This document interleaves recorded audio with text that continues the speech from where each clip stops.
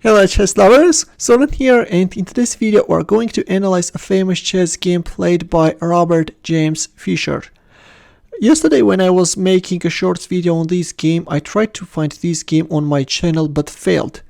As far as I remember earlier, I had published this game but could find it nowhere. That's why I decided to give another try and make a video on this wonderful game. Very strange of course, but anyways, let's give it a try. Fischer's opponent is Mongolian international master Lhamsuren Myagmarsuren. The game dates back to year 1967. We are in Sousse, which is a city in Tunisia, and Fischer opened up with e4. Myagmarsuren's answer was e6, and we have the French defense. Against French, Fischer is setting up this universal King's Indian attack.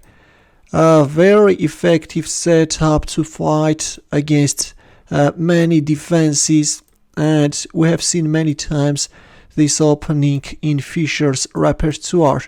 e5, knight d7, rook e1. Yeah, it's very difficult to repel white's attack. You have to be careful.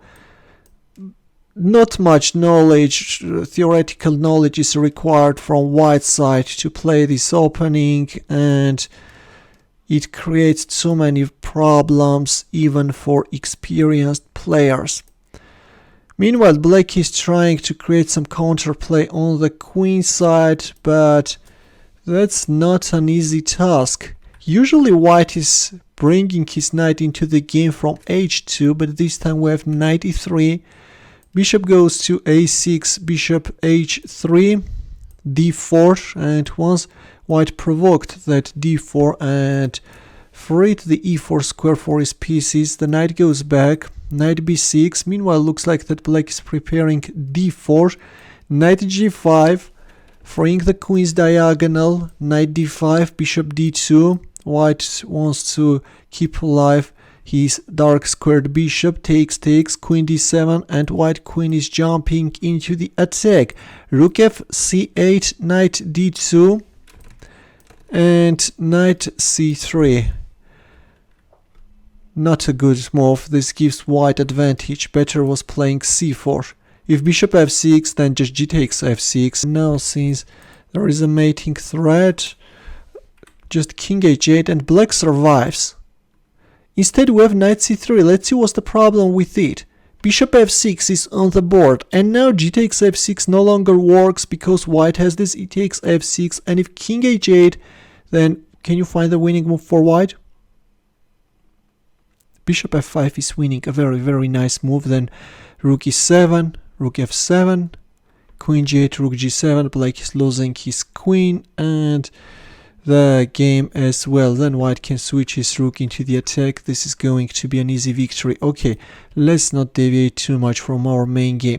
Knight c3, bishop f6, queen e8 was black's answer in order to meet, for example, queen g5 with queen f8, and there comes knight e4, g6, queen g5 takes, rook takes e4. Now white can switch his rook into the attack from the forefront. c4 is finally on the board, but it's too late. There goes h5, c takes d3, rook h4. Fischer is not even paying attention that his queen side goes down. He's going for a direct kill.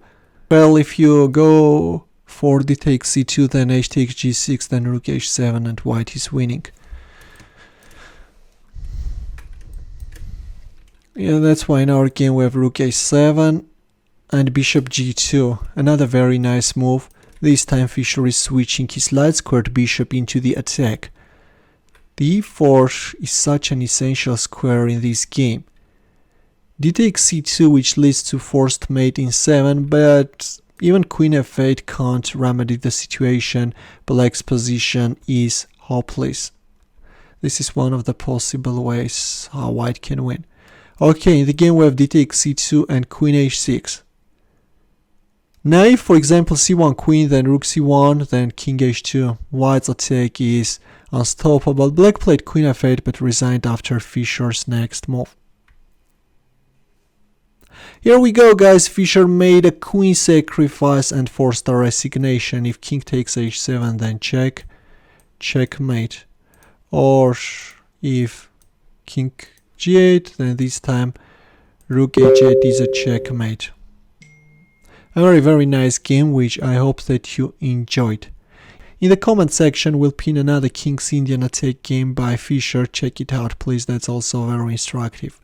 In the end, a chess problem, the task is to mate into. We'll wait for your answer in the comment section. Thanks for watching, we'll see you in my next video. Take care.